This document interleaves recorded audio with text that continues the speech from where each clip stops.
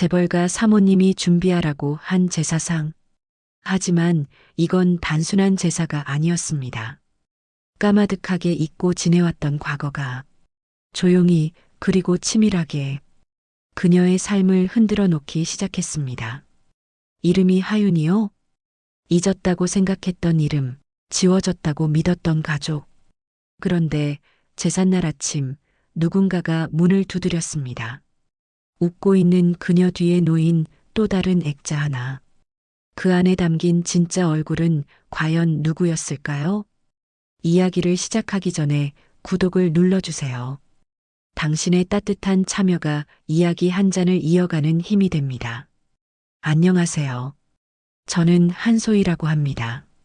올해 33, 남편과 사별한 후 홀로 살아가는 평범한 여자죠. 하루하루가 간신히 버텨내는 일상이지만 그래도 포기할 수는 없거든요. 그날도 여느 때처럼 구인구직 사이트를 뒤지고 있었습니다. 월세에 생활비까지 파출부 일이라도 해야 먹고 살 수 있으니까요. 그런데 한 건의 공고가 눈에 들어왔어요. 강남 한복판 재벌가 가사도우미 모집. 일당이 다른 곳보다 2배나 높더라고요. 이상하네. 왜 이렇게 많이 주려는 걸까? 아무래도 쉬운 일은 아닐 것 같았지만 선택의 여지가 없었습니다. 바로 연락을 넣었죠. 이틀 후 강 회장 댁 앞에 섰을 때 숨이 막혔어요. 높은 담장 너머로 보이는 저택은 마치 다른 세상 같았습니다. 정원의 소나무들조차 완벽하게 다듬어져 있고 현관문까지의 길은 고급스러운 대리석으로 깔려 있었어요. 초인종을 누르자 곧바로 문이 열렸습니다. 나타난 건 50대 중반쯤 되어 보이는 여성이었죠. 한소혜 씨죠? 들어오세요. 그분이 바로 이 집 사모님 정유림이었습니다.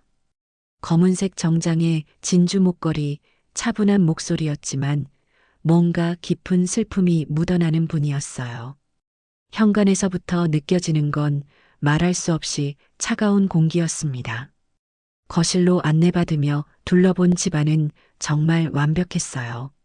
하나하나가 값비싼 것들 뿐이었지만 어쩐지 살아있는 사람의 온기는 느껴지지 않더라고요.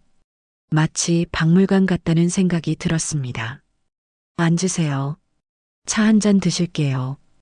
유림 사모님이 정성스럽게 차를 내려주었어요. 그런데 그분의 손이 미세하게 떨리고 있는 게 보였습니다. 일은 어렵지 않을 거예요. 집안 청소하고 가끔 손님 접대 준비 정도. 그런데 사모님이 잠깐 말을 멈추시더니 깊은 한숨을 내쉬었어요. 내일이 특별한 날이라서요. 제사 좀 준비해 주실 수 있을까요? 제사요? 네. 우리 딸아이 기일이거든요. 그러시면서 사모님이 조심스럽게 사진 한 장을 꺼내 보여주셨어요. 은색 액자에 담긴 아이의 사진이었습니다. 그 순간 제 손에서 찻잔이 떨어질 뻔했어요. 사진 속 아이는 8살 정도로 보였는데 단정한 단발머리에 체크무늬 원피스를 입고 있었습니다. 환하게 웃고 있는 모습이었죠. 그런데 그 얼굴이 믿을 수 없을 정도로 낯익었어요. 괜찮으세요? 얼굴이 하얗게 되셨는데 유림 사모님의 걱정스러운 목소리가 들려왔지만 저는 대답할 수가 없었습니다. 그 사진을 보는 순간 머릿속이 하얘졌거든요. 그 아이의 얼굴은 바로 제 어린 시절 모습이었습니다. 확신할 수 있었어요. 고모가 가끔 보여주시던 어릴 적 제 사진과 똑같았거든요. 아, 아니에요. 그냥 잠깐. 가슴이 쿵쾅거렸지만 애써 진정하려 했어요. 이상한 말 했다가 일자리를 잃을 수는 없었으니까요. 하지만 머릿속은 온통 혼란스러웠습니다. 왜 내 얼굴이 이 집 딸의 영정사진에 있을까요? 이게 대체 무슨 일인 거죠? 이 아이 이름이 뭐예요? 떨리는 목소리로 물어봤어요. 하은이요. 김하은. 우리 소중한 딸이었어요. 김하은. 그 이름을 듣는 순간 뭔가 기억의 한 구석이 흔들렸습니다. 아주 어릴 때 누군가 저를 그 이름으로 불렀던 것 같은 느낌이었어요. 사고로 잃었거든요. 벌써 20년이 넘었네요. 사모님의 목소리에 깊은 그리움이 묻어났어요. 20년 전이라면 제가 8살 때였습니다. 저는 조심스럽게 사진을 다시 바라봤어요. 분명히 제 얼굴이었습니다. 하지만 이해할 수 없었어요. 제가 죽었다고? 그런데 전 지금 여기 살아있는데 제사상은 어떻게 준비하면 될까요? 떨리는 마음을 가라앉히며 물었습니다. 일단은 평범하게 행동해야 했어요. 아, 네. 하은이가 좋아하던 것들로 준비하려고 해요. 딸기 케이크, 오렌지 주스, 그리고 사모님이 하나씩 말씀해 주시는 음식들이 모두 제가 어릴 때 좋아했던 것들이었어요. 소름이 돋았습니다. 그날 밤 집으로 돌아와서도 잠을 이룰 수 없었어요. 머릿속에는 온통 그 사진만 떠올랐거든요. 고모께 전화를 드려야 할까 고민했지만 뭐라고 말해야 할지 몰랐어요. 다음 날 아침 일찍 다시 강 회장 댁으로 향했습니다. 제사 준비를 해야 했거든요. 그런데 마음 한편으로는 더 많은 단서를 찾고 싶다는 생각도 있었어요. 이 모든 게 우연의 일치일 수도 있겠지만 뭔가 숨겨진 진실이 있을 것 같았습니다. 그리고 그 진실이 제 인생을 완전히 바꿔놓을지도 모른다는 예감이 들었어요. 그 사진을 본 후로 밤새 뒤척였습니다. 눈을 감으면 그 아이의 얼굴이 떠올랐어요. 분명히 제 얼굴이었는데 왜 이 집 딸의 영정사진에 있는 걸까요? 이상한 우연의 일치치고는 너무 완벽했습니다. 다음 날 새벽 더 이상 참을 수 없어서 고모께 전화를 걸었어요. 고모는 제가 어릴 때부터 저를 키워주신 분이거든요. 만약 누군가 제 과거를 안다면 고모뿐이었습니다. 고모, 잠깐 여쭤볼 게 있어요. 이 새벽에 무슨 일이야? 괜찮니? 고모의 목소리에는 걱정이 묻어났어요. 하지만 저는 더 이상 미룰 수 없었습니다. 어릴 적 제가 어디서 자랐는지, 진짜 부모님은 누구였는지, 혹시 기억하세요? 전화 너머가 갑자기 조용해졌어요. 고모가 숨을 고르는 소리만 들렸습니다. 평소 말이 많으시던 고모가 이렇게 침묵하시는 건 처음이었어요. 소희야, 갑자기 왜 그런 말을 하니? 그냥 궁금해서요. 제가 입양된 거 맞죠? 당연하지. 내가 8살 때 우리 집에 왔잖아. 고모의 대답은 너무 빨랐어요. 마치 미리 준비해둔 말씀처럼요. 그런데 목소리가 평소와 달랐습니다. 뭔가 숨기고 계시는 것 같았어요. 그때 어떤 상황이었는지 자세히 말씀해 주실 수 있어요? 제가 어디서 살았었는지. 소희야. 고모의 목소리가 갑자기 단호해졌습니다. 그런 옛날 일은 묻지 마. 지금 내가 살아가는 게 중요한 거야. 하지만 고모, 그만해. 더 이상 묻지 말라고. 그러더니 전화를 끊어버리셨어요. 이상했어요. 고모는 평소에 절대 저에게 화를 내시는 분이 아니거든요. 뭔가 건드리면 안 되는 부분을 건드린 것 같았습니다. 1시간 후 고모가 다시 전화를 하셨어요. 소희야, 아까는 미안했어. 그런데 정말 중요한 말이 있어. 네, 고모. 지금 어디서 일하고 있니? 강남 쪽 개인댁이요. 왜요? 고모가 또 한참을 침묵하더니 떨리는 목소리로 말씀하셨어요. 혹시 그 집이 강 회장 댁은 아니지? 소름이 돋았어요. 왜 고모가 그 이름을 아시는 걸까요? 어떻게 아세요? 소희야, 당장 그 일 그만둬. 오늘 당장. 왜요? 무슨 일인데요? 그 집 일엔 절대 엮이지 마. 약속해. 제발. 고모의 목소리가 간절했어요. 마치 무언가 큰 위험이 도사리고 있다는 듯이요. 하지만 설명은 해주지 않으셨습니다. 고모, 제발 말씀해 주세요. 제가 뭘 모르고 있는 거예요? 모르는 게 약이야, 소희야. 그냥 내 말만 들어. 결국 고모는 끝까지 말씀해 주지 않으셨어요. 전화를 끊은 후에도 가슴이 답답했습니다. 고모의 반응을 보니 확실히 뭔가 있다는 걸 알 수 있었어요. 그날 오후 저는 작은 도서관에 갔습니다. 인터넷으로 입양 관련 정보를 찾아보려고 했어요. 혹시 제 기록이 어디엔가 남아있을지 모르잖아요. 하지만 20여 년 전 일이라 그런지 찾을 수 있는 자료가 거의 없었어요. 입양 기록은 개인정보라서 쉽게 공개되지도 않고요. 그래도 포기할 수는 없었습니다. 집으로 돌아와서는 어릴 적 물건들을 뒤져봤어요. 고모가 간직해 두신 제 어린 시절 사진들, 옷가지들. 그런데 정말 이상한 건 8살 이전의 물건이 하나도 없다는 거였어요. 보통은 입양된 아이라도 전에 쓰던 물건 하나쯤은 가져오잖아요. 그런데 저는 정말 아무것도 없었습니다. 마치 8살 전에 제가 존재하지 않았던 것처럼요. 그때 문득 떠오른 기억이 있었어요. 어릴 적 고모 댁 이웃 할머니가 하신 말씀이었죠.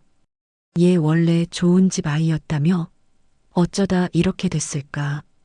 그때는 무슨 뜻인지 몰랐는데 지금 생각해보니 의미가 다르게 다가왔어요. 좋은 집이라는 게 단순히 경제적으로 여유로운 집을 말하는 걸까요? 아니면 다른 의미였을까요? 또 다른 기억도 떠올랐어요. 초등학교 저학년 때였는데 제가 갑자기 악몽을 꾸며 울었던 적이 있었어요. 꿈속에서 누군가 저를 찾고 있었는데 저는 숨어 있었거든요. 그때 고모가 달려와서 저를 달래주시며 말씀하셨어요. 괜찮아, 소희야. 이제 아무도 널 찾지 못해. 안전해. 그때는 단순히 악몽을 달래는 말이라고 생각했는데 지금 돌이켜보니 이상했어요. 왜 누군가 저를 찾는다는 전제로 말씀하신 걸까요? 밤이 깊어질수록 더 많은 의문이 생겼습니다. 제가 정말 누구인지, 왜 그 집 딸과 똑같은 얼굴을 하고 있는지, 고모가 왜 그렇게 그 집을 피하라고 하시는지. 다음 날 아침 결국 강 회장 댁에 가기로 했어요. 고모의 말씀도 이해가 가지만 이대로 궁금증만 품고 살 수는 없었거든요. 진실이 뭔지 알아야 했습니다. 현관문을 열고 들어가는 순간 유림 사모님이 현관에서 저를 기다리고 계셨어요. 평소보다 얼굴이 더 창백해 보이셨습니다. 어제 제사상 정말 고마웠어요. 하은이가 좋아했을 거예요. 그러시며 미소를 지으시려 했지만 눈가에는 눈물이 맺혀 있었어요. 20년이 지났어도 딸에 대한 그리움은 여전하신 것 같았습니다. 저는 조심스럽게 물어봤어요. 사모님, 하은이에 대해서 좀 더 말씀해 주실 수 있을까요? 유림 사모님의 표정이 순간 굳어졌어요. 하지만 곧 부드러운 미소로 바뀌었습니다. 왜요? 갑자기. 그냥 어떤 아이였는지 궁금해서요. 사모님은 잠깐 망설이시더니 천천히 입을 여셨어요. 착한 아이였어요. 너무 착해서 걱정일 정도로. 그런데 말이야. 그때 갑자기 현관문이 열리며 정장 차림의 남자가 들어왔어요. 키가 크고 위험 있는 모습이었는데 저를 보자 얼굴이 차갑게 굳어졌습니다. 여보, 이분이 새로 온 가사 도우미예요. 유림 사모님이 조심스럽게 소개해 주셨지만 그 남자의 시선은 계속 차가웠어요. 아마 강 회장인 것 같았습니다. 앞으로 잘 부탁드립니다. 제가 인사를 드렸지만 강 회장은 대답도 없이 저를 한참 쳐다보더니 유림 사모님께 말씀하셨어요. 사무실로 와. 할 얘기가 있어. 그러고는 저를 한 번 더 의미심장하게 바라보고 사라지셨어요. 뭔가 제가 여기 있는 걸 탐탁지 않게 생각하시는 것 같았습니다. 저는 그 순간 확신했어요. 이 집에는 분명히 큰 비밀이 숨겨져 있고 그 비밀이 저와 관련이 있다는 거리요. 강 회장과의 첫 만남 이후 집안 분위기가 미묘하게 바뀌었습니다. 하지만 유림 사모님의 태도는 오히려 더 따뜻해졌어요. 마치 저를 특별하게 생각하신다는 느낌이었습니다. 소혜 씨, 혹시 아침 드셨어요? 아침 일찍 출근한 저를 보시며 사모님이 물어보셨어요. 평소보다 목소리가 더 부드러웠습니다. 네, 간단히 먹고 왔어요. 간단이라니. 젊은 사람이 제대로 먹어야죠. 잠깐만요. 그러시더니 부엌으로 가서 따뜻한 미역국과 밥을 차려주셨어요. 정성스럽게 반찬까지 여러 가지 내어놓으시는 모습이 마치 어머니 같았습니다. 고맙습니다, 사모님. 뭐려? 이상하게 널 보면 마음이 좀 놓여. 그 말을 하시며 사모님이 제 머리를 쓰다듬으려다가 망설이셨어요. 그리고 어색하게 손을 거두시더니 미소를 지으셨습니다. 하지만 그 미소 속에는 깊은 그리움이 담겨 있었어요. 제사 준비가 본격적으로 시작되면서 사모님의 세심한 배려는 계속됐습니다. 제가 무거운 제기를 들고 있으면 얼른 달려와서 도와주시고 점심시간에는 꼭 함께 드시자고 하셨어요.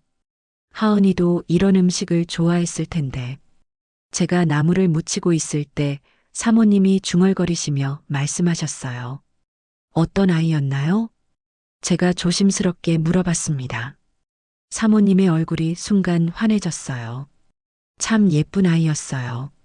성격도 순하고 너처럼, 저처럼요? 응, 눈빛이 비슷해. 순수하고 맑은 게. 사모님이 제 얼굴을 유심히 바라보셨어요. 그 시선이 너무 간절해서 저도 모르게 고개를 돌렸습니다.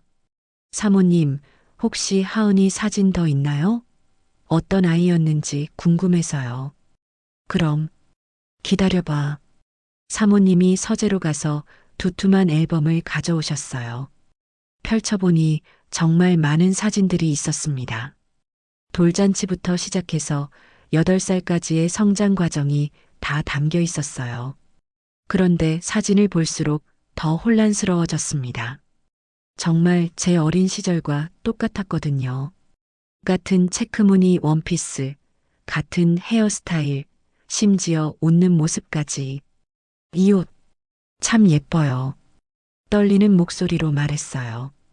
하은이가 가장 좋아했던 옷이에요. 생일 때 사줬거든요. 그 순간 머릿속에 희미한 기억이 떠올랐어요. 누군가 저에게 예쁜 원피스를 입혀주시며 기뻐하시던 모습. 하지만 금세 사라져버렸습니다. 사모님 하은이는 어떻게 교통사고였어요. 사모님의 목소리가 갑자기 차가워졌어요. 눈물이 맺히시더니 앨범을 덮어버리셨습니다. 그날 밤 정말 끔찍했어요. 지금도 생각하면 더 이상 묻기가 어려웠어요. 사모님의 아픔이 고스란히 전해져 왔거든요. 제사 당일이 되었습니다. 새벽부터 분주하게 음식을 준비했어요. 사모님은 평소보다 더 꼼꼼하게 챙기셨습니다. 하나하나 정성스럽게 만드시는 모습을 보니 딸에 대한 사랑이 얼마나 깊었는지 알 수 있었어요. 소희 씨도 같이 절 올리실래요? 갑작스러운 제안에 당황했어요. 저야 괜찮을까요? 가족도 아닌데. 괜찮아요. 이상하게 당신을 보면 하은이가 보내준 선물 같은 느낌이 들어요. 사모님의 말씀에 가슴이 뜨끔했어요. 선물이라니. 혹시 사모님도 무언가 느끼고 계신 건 아닐까요? 저녁 무렵 강 회장이 돌아오셨습니다. 평소보다 일찍 들어오신 거였죠. 제사상을 보시더니 만족스러운 표정을 지으셨어요. 잘 준비됐네. 하지만 저를 보시는 시선은 여전히 차가웠어요. 뭔가 경계하고 계시는 것 같았습니다. 제사가 시작되었어요. 사모님과 강 회장이 함께 절을 올리시는 모습을 보니 마음이 복잡해졌습니다. 20년이 지났어도 딸을 잊지 못하는 부모의 마음. 그런데 왜 저는 이 광경이 낯설지 않았을까요? 하윤아. 갑자기 사모님이 작은 목소리로 부르셨어요. 하윤? 분명 하은이라고 하셨는데 저는 놀라서 사모님을 쳐다봤어요. 사모님, 지금 하윤이라고 하셨는데 그랬나? 사모님도 당황하신 듯 했어요. 하은이 본명이 하윤이었어요. 하윤이라는 이름을 더 좋아해서 그 이름을 듣는 순간 온몸에 소름이 돋았어요. 하윤. 어디선가 들어본 것 같은데 정확히 기억나지 않았습니다. 소희 씨, 괜찮아요? 얼굴이 하얘졌는데. 아니에요. 괜찮습니다. 하지만 괜찮지 않았어요. 그 이름이 자꾸 머릿속을 맴돌았거든요. 마치 누군가 저를 그 이름으로 불렀던 것 같은 느낌이었어요. 제사가 끝나고 정리를 하는데 강 회장이 갑자기 저를 불러 세우셨어요. 잠깐. 돌아보니 강 회장이 저를 매우 날카로운 눈으로 바라보고 계셨어요. 당신 이름이 한소희라고 했지? 네, 맞습니다. 나이는 33입니다. 강 회장의 표정이 미묘하게 변했어요. 뭔가 계산을 하시는 것 같았습니다. 언제부터 여기서 일하고 싶었나? 갑작스러운 질문에 당황했어요. 구인 공고를 보고 연락드렸습니다. 강 회장이 의미심장하게 중얼거리시더니 사모님께로 가셨어요. 둘이서 작은 목소리로 무언가 이야기하시는데 제 이야기인 것 같았어요. 여보, 그 애는 아니야. 확실해. 강 회장의 목소리가 들렸어요. 그 애라니. 누구를 말하는 걸까요? 하지만 너무 닮았어. 어떻게 이렇게. 사모님의 목소리는 떨리고 있었어요. 뭔가 큰 충격을 받으신 것 같았습니다. 저는 마음을 다잡고 정리를 계속했어요. 하지만 귀는 그들의 대화에 집중하고 있었습니다. 조심해야 해. 혹시나, 설마 그럴 리가. 두 분의 대화는 단편적이었지만 분명히 저와 관련된 이야기였어요. 그리고 뭔가 큰 비밀을 숨기고 계신다는 것도 확실했습니다. 집으로 돌아가는 길에 저는 결심했어요. 더 이상 이렇게 궁금해하기만 할 순 없었습니다. 진실이 무엇인지 알아내야 했어요. 고모의 만류도 강 회장의 경계심도 이제는 신경 쓸 수 없었습니다. 내일부터는 더 적극적으로 단서를 찾아보기로 했어요. 이 집에는 분명히 제 과거와 관련된 뭔가가 숨겨져 있을 거였습니다. 그리고 그것을 찾는 것이 제가 누구인지 알아내는 유일한 방법일 거예요. 다음 날 아침 평소보다 일찍 강 회장 댁에 도착했습니다. 어젯밤 내내 잠을 이루지 못해서 일찍 나온 거였어요. 머릿속이 너무 복잡해서 집에 있을 수가 없었거든요. 현관문을 열고 들어가니 조금 이상했어요. 평소 같으면 사모님이 나와서 인사를 하시는데 오늘은 조용했습니다. 거실에서 낮은 목소리로 대화하는 소리가 들렸어요. 조 실장, 확실한 거야? 강 회장의 목소리였습니다. 평소보다 긴장된 톤이었어요. 네, 회장님. 다시 한번 확인해 봤는데 맞습니다. 조 실장이라는 분의 목소리였어요. 처음 듣는 목소리였지만 나이 든 남성의 목소리 같았습니다. 저는 조용히 부엌으로 향했어요. 혹시 두 분의 대화에 방해가 될까 봐서요. 하지만 귀는 자연스럽게 그쪽으로 기울어져 있었습니다. 그럼 이 일을 어떻게 해야 하나? 일단은 조용히 지켜보시는 게 좋을 것 같습니다. 아직 확실하지 않으니까요. 하지만 만약에 그런 일은 없을 겁니다. 이미 20년이 지났잖아요. 무슨 이야기를 하시는 건지 궁금했지만 가사 일을 시작해야 했어요. 부엌에서 아침 설거지를 하고 있는데 갑자기 조 실장이라는 분이 들어오셨어요.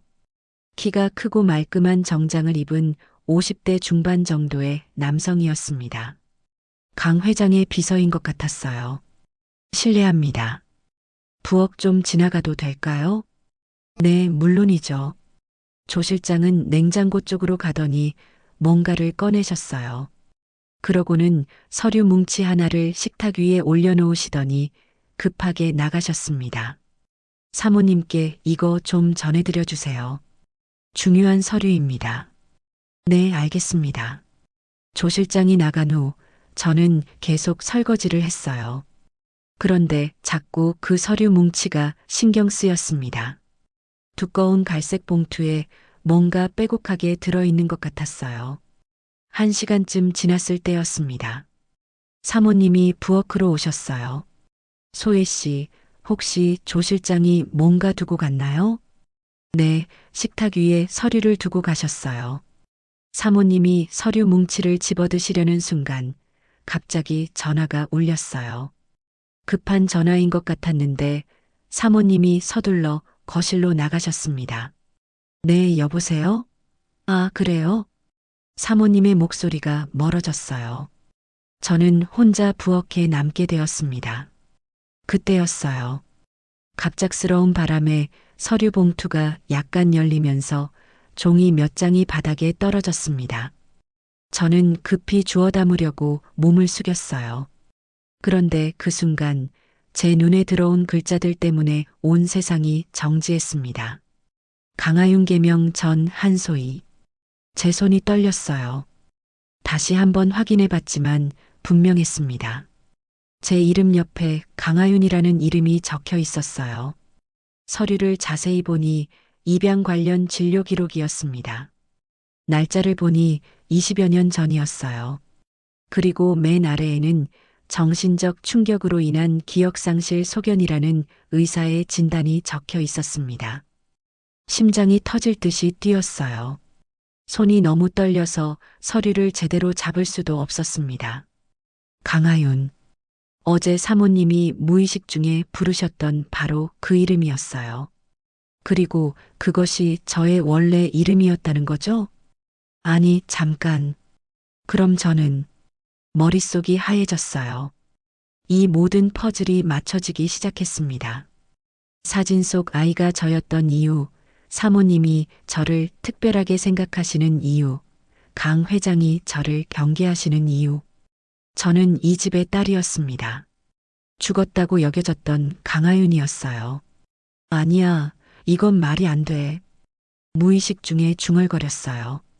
하지만 서류는 거짓말하지 않았습니다. 제 생년월일, 혈액형까지 모든 게 일치했어요. 갑자기 어지러웠어요. 벽에 기대서 숨을 고르려고 했지만 쉽지 않았습니다. 20년 동안 믿어왔던 제 정체성이 순식간에 무너져 내렸어요. 소혜 씨, 괜찮아요? 사모님의 목소리가 들렸어요. 전화를 끝내고 부엌으로 들어오신 거였습니다. 저는 황급히 서류를 주워서 봉투에 넣었어요. 하지만 손이 너무 떨려서 제대로 되지 않았습니다. 바닥에 뭔가 떨어뜨렸나요? 아, 네. 바람에 날려서 주워 담았어요. 고마워요. 중요한 서류인데. 사모님이 봉투를 받아들고 나가시는데 저는 그분의 뒷모습만 멍하니 바라볼 수밖에 없었어요. 엄마, 라고 부르고 싶었어요. 하지만 목소리가 나오지 않았습니다. 저는 급히 밖으로 나왔어요. 정원의 벤치에 앉아서 숨을 몰아쉬었습니다. 차가운 바람이 뺨을 스치며 정신을 차리게 해줬어요. 모든 게 맞아떨어지기 시작했어요. 제가 왜 이 집에 일하러 오게 되었는지, 왜 운명처럼 이 공고를 보게 되었는지, 어쩌면 우연이 아니었을지도 몰라요. 하지만 가장 큰 의문은 여전히 남아 있었어요. 왜 제가 이 집을 떠나야 했던 걸까요? 교통사고라고 했는데 저는 여기 살아있잖아요. 그럼 죽었다는 건 거짓말인 건가요? 그리고 기억상실이라는 진단. 정말로 저는 그때의 기억을 잃은 걸까요? 머릿속을 아무리 뒤져봐도 8살 이전의 기억은 희미했어요. 단편적인 장면들만 떠오를 뿐이었습니다. 따뜻한 손이 제 머리를 쓰다듬어주는 느낌, 누군가 제게 책을 읽어주시는 목소리, 예쁜 옷을 입혀주시며 웃으시는 모습. 하지만 얼굴은 기억나지 않았어요. 하윤아. 갑자기 제 입에서 그 이름이 나왔어요. 마치 누군가 저를 그렇게 불러준 기억이 되살아나는 것 같았습니다. 저는 강하윤이었어요.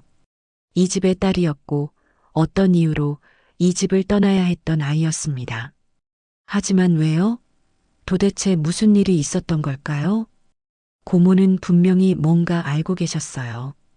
그래서 제가 이 집 일을 그만두라고 하신 거겠죠. 혹시 고모도 제가 누구인지 알고 계셨던 걸까요? 저는 결심했어요. 더 이상 모른 척하고 있을 수 없었습니다. 진실을 알아야 했어요. 제가 왜 이 집을 떠나야 했는지, 왜 죽었다고 여겨져야 했는지, 그리고 무엇보다 사모님께 말씀드려야 할까요?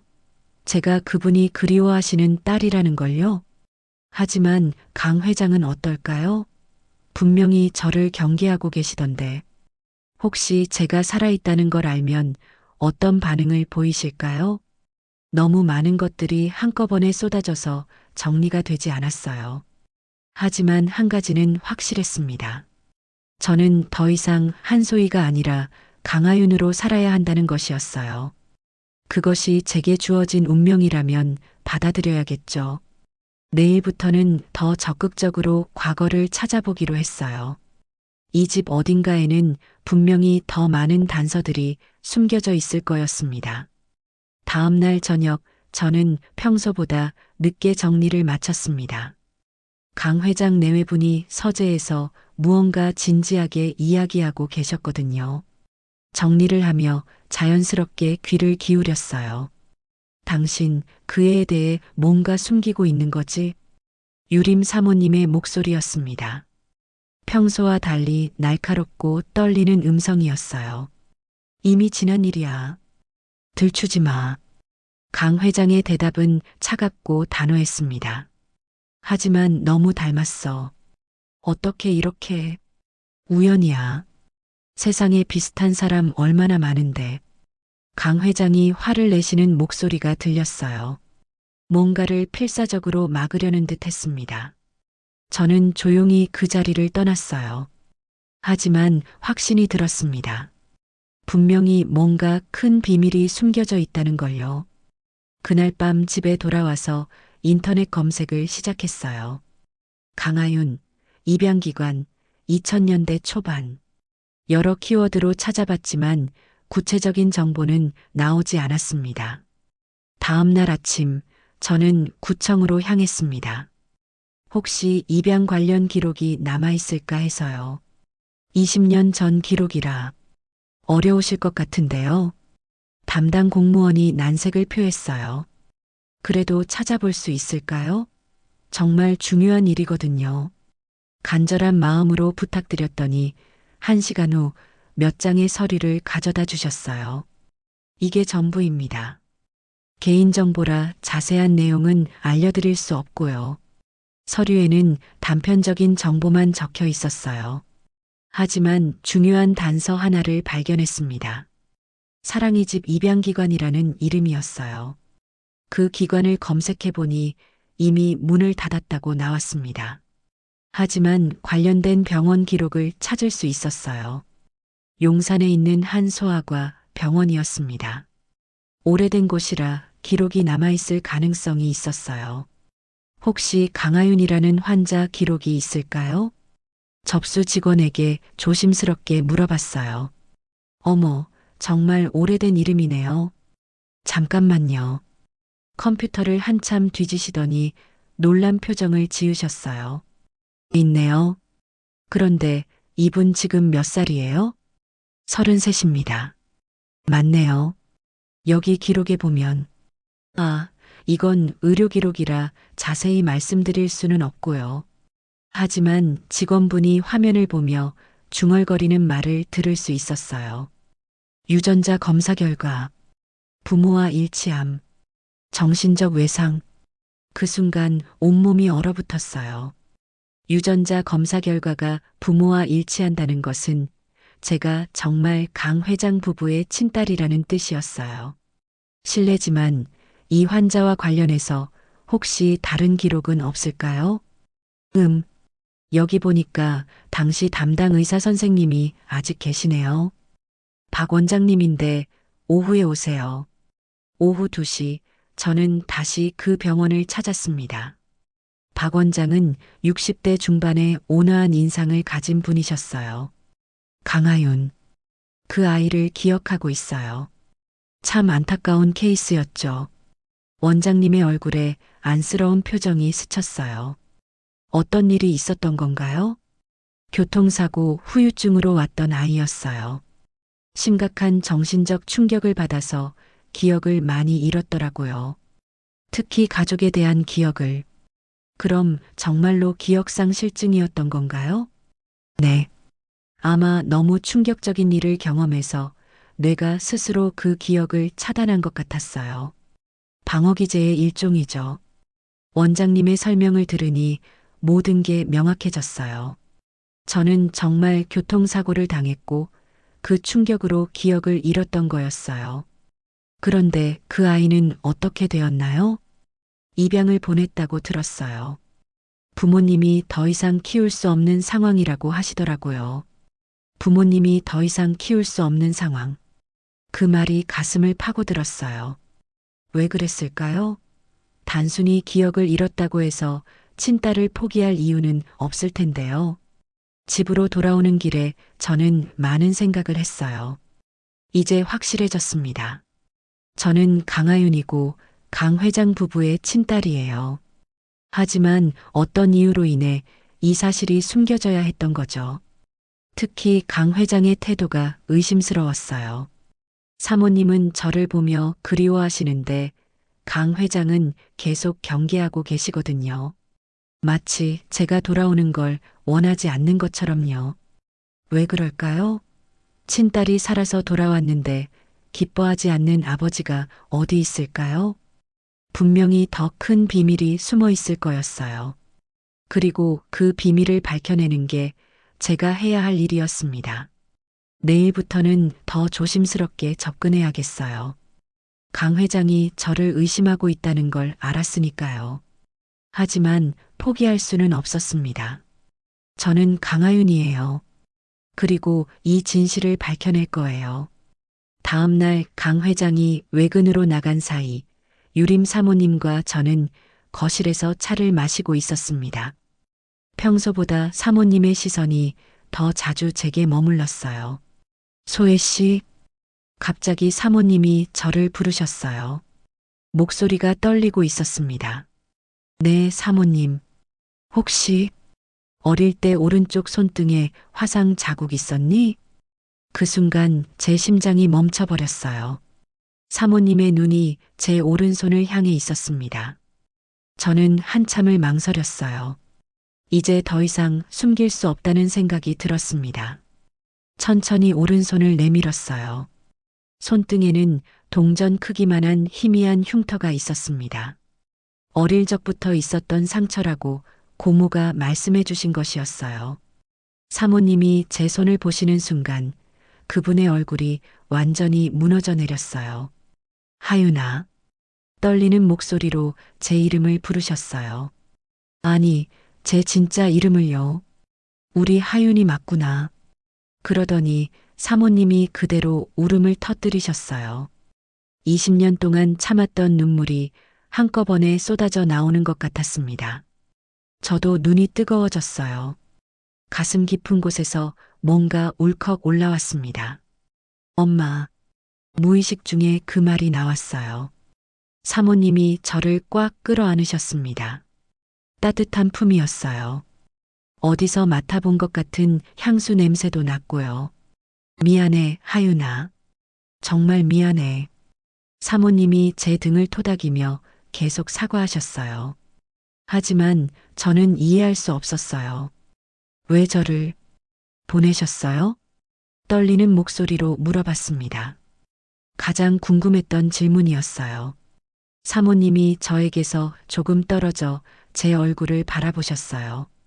눈물로 범벅이 된 얼굴이었습니다. 내가 죽은 줄 알았어. 납치당했다가 그렇게 떠난 줄만. 납치요? 응. 하윤이가 8살 때였어. 어느 날 갑자기 사라졌거든. 유치원에서 돌아오는 길에. 사모님의 설명을 들으며 저는 혼란스러워졌어요. 납치? 교통사고가 아니라 한 달 동안 찾아다녔어. 경찰도 붙이고 사립탐정도 고용하고 그런데 소식이 없더라고. 그럼 어떡해? 한 달 뒤에 한강에서 하윤이 옷이 발견됐어. 피가 묻은 채로. 사모님이 말을 잇지 못하고 흐느끼셨어요. 경찰에서는 익사추정이라고 했어. 시신은 찾지 못했지만. 그래서 우린 하윤이가 죽은 줄 알았던 거야. 저는 충격을 받았어요. 그럼 제가 어떻게 살아난 거죠? 그런데 어떻게 살아계셨던 거예요? 모르겠어. 정말 모르겠어. 사모님도 혼란스러워 하셨어요. 그때 갑자기 기억이 떠올랐어요. 아주 희미하게나마. 어둡고 차가운 곳, 무서워서 떨고 있던 기억, 그리고 누군가 저를 데리고 가던 기억. 기억이 좀 나는 것 같아요. 정말? 뭐가 기억나니? 어둡고 차가운 곳이었어요. 무서웠고, 그리고 누군가 저를 업고 계단을 올라갔던 것 같아요. 제가 말하자 사모님의 눈이 커졌어요. 그럼 정말 납치당했던 거네. 그런데 어떻게? 아마 그때 다친 것 같아요. 머리를. 그래서 기억을 잃었던 거겠죠. 사모님이 제 머리를 쓰다듬으셨어요. 마치 상처가 있는지 확인하시는 듯 했습니다. 우리 하윤이 얼마나 무서웠을까. 그러시며 다시 저를 끌어안으셨어요. 이번에는 더 꽉요. 그런데 엄마 아빠는? 강 회장님은 왜 저를 싫어하시는 것 같아요? 제가 조심스럽게 물어봤어요. 가장 이상했던 부분이었거든요. 사모님의 표정이 어두워졌어요. 아빠는 복잡해. 하윤이가 사라졌을 때 자신을 너무 많이 탓했거든. 왜요? 그날 아빠가 유치원에 데리러 가기로 했었는데 갑자기 중요한 회의가 생겨서 못 갔어. 그래서 하윤이가 혼자 오다가 사모님이 말을 잇지 못하셨어요. 아빠는 자기 때문에 하윤이가 납치당했다고 생각해. 그래서 더 괴로워했던 거야. 그럼 제가 돌아온 걸 기뻐하셔야 하는 거 아닌가요? 그렇긴 한데 아빠는 복잡한 사람이야. 아마 내가 진짜 하윤인지 확신이 서지 않아서 그럴 거야. 하지만 저는 다른 이유가 있을 것 같았어요. 강 회장의 반응은 단순한 의심이 아니라 뭔가를 두려워하는 것 같았거든요. 엄마, 혹시 제가 없는 동안 다른 일은 없었나요? 무슨 말이니? 예를 들어 유산이나 그런 것들. 사모님이 깜짝 놀라셨어요. 왜 그런 얘기를 하니? 그냥 혹시나 해서요. 하윤아, 우리한테는 너밖에 없어. 다른 자식도 없고 다른 상속자도 없어. 모든 게 내 거야. 그 말을 들으니 뭔가 이상했어요. 그럼 강 회장이 저를 경계할 이유가 더욱 없는 거잖아요. 그럼 아빠가 왜? 아마 죄책감 때문일 거야. 내가 돌아오면 그때의 일을 다시 생각하게 되니까. 하지만 저는 확신했어요. 분명히 다른 이유가 있을 거라고요. 그때 현관문 열리는 소리가 들렸어요. 강 회장이 돌아오신 모양이었습니다. 여보 왔네. 사모님이 급히 눈물을 닦으시며 일어나셨어요. 하윤이 얘기는 나중에 더 해야겠어. 일단은 우리끼리만 알고 있자. 네, 알겠어요. 하지만 저는 더 이상 숨기고 싶지 않았어요. 강 회장과도 진실을 마주해야 할 때가 온 것 같았습니다. 며칠 후 저는 결심을 굳혔어요. 강 회장님께 직접 말씀드리기로 했습니다. 더 이상 이렇게 숨어서 살 수는 없었거든요. 제가 강하윤이라는 것을 그리고 이 집으로 돌아왔다는 것을요. 그 다음 주 월요일이었습니다. 강 회장이 서재에 계실 때 저는 용기를 내서 문을 두드렸어요. 들어오세요. 냉정한 목소리였지만 저는 들어갔습니다. 강 회장은 책상에 앉아 서류를 보고 계셨어요. 제가 들어가자 잠깐 올려다보시더니 다시 서류에 시선을 고정하셨습니다. 회장님, 말씀드릴 게 있습니다. 무슨 일인가? 여전히 서류를 보시며 대답하셨어요. 마치 저와 눈을 마주치는 걸 피하려는 것 같았습니다. 저는 강하윤입니다. 그 순간 강 회장의 손이 멈췄어요. 서류에서 시선을 떼고 저를 바라보셨습니다. 표정은 놀랍도록 차가웠어요. 무슨 소리인가? 제가 회장님의 딸입니다. 20년 전에 실종된 강하윤이에요. 강 회장이 천천히 일어나셨어요. 키가 큰 분이라 압박감이 들었습니다. 증명할 수 있나? 오른손 화상 흉터, 혈액형, 그리고 병원에서 확인한 유전자 검사 결과까지 제가 준비해온 자료들을 꺼냈어요. 강 회장은 그것들을 한참 바라보시더니 깊은 한숨을 내쉬셨습니다. 언제부터 알았나? 얼마 전부터요.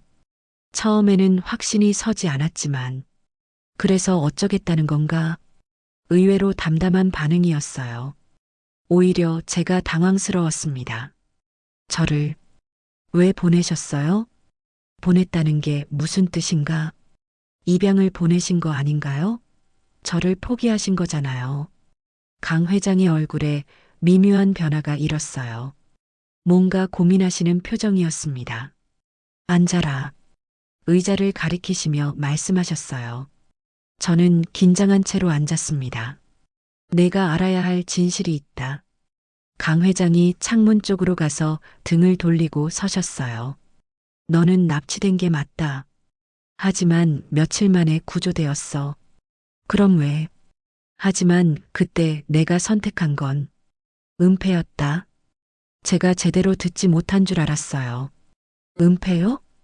응. 경찰 신고도 하지 않았고 언론에도 알리지 않았어. 왜요?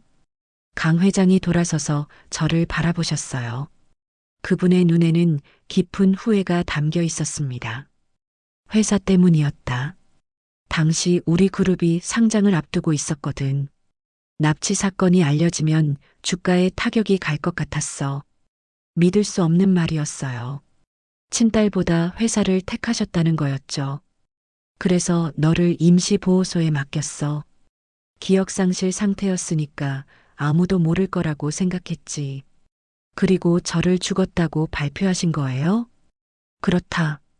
강에서 옷을 발견했다고 거짓 신고를 했어. 가슴이 무너져 내렸어요.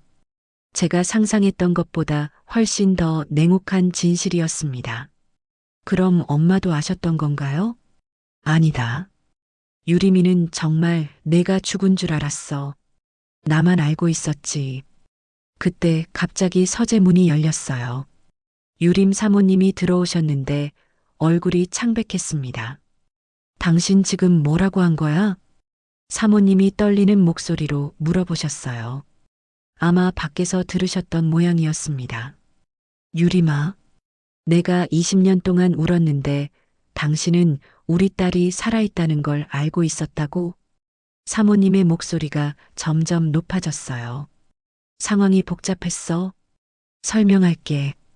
복잡하긴 뭐가 복잡해. 당신이 내 아이를 그렇게 잃게 만들었어. 사모님이 강 회장에게 달려가서 가슴을 치셨어요. 20년 동안 쌓인 분노와 슬픔이 한꺼번에 터져 나오는 것 같았습니다. 미안해, 유리마. 정말 미안해. 미안하다고? 미안하다고 되는 일이야? 사모님이 주저앉으며 울기 시작하셨어요. 너무 큰 충격을 받으신 모양이었습니다. 저는 그 광경을 보며 복잡한 심정이었어요. 아버지에 대한 실망, 어머니에 대한 안타까움, 그리고 제 자신에 대한 혼란. 하윤아, 사모님이 저를 부르셨어요. 이제 어떻게 할 거니? 정말 어려운 질문이었어요. 이 집으로 돌아와서 가족이 될 수도 있고 아니면 지금까지 살았던 대로 계속 살 수도 있고 시간을 주세요. 생각할 시간이 필요해요. 그래, 천천히 생각해봐.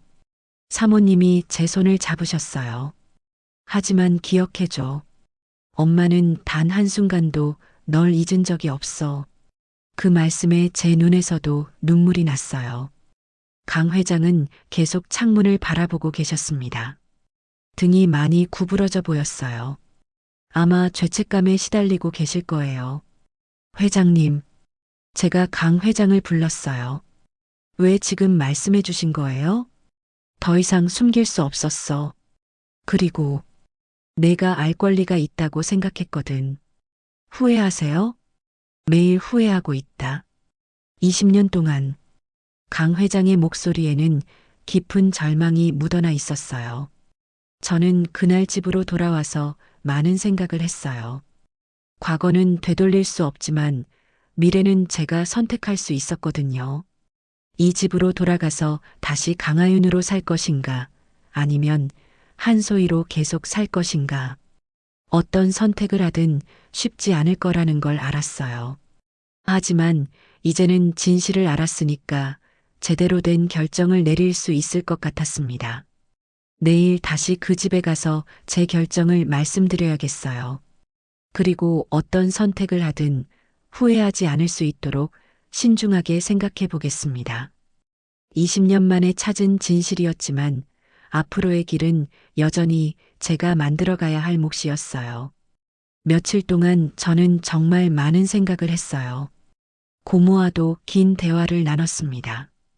고모는 처음에 놀라셨지만 결국 제 마음을 이해해 주셨어요. 내가 행복하다면 그게 맞는 거야. 고모의 말씀이 큰 힘이 되었어요.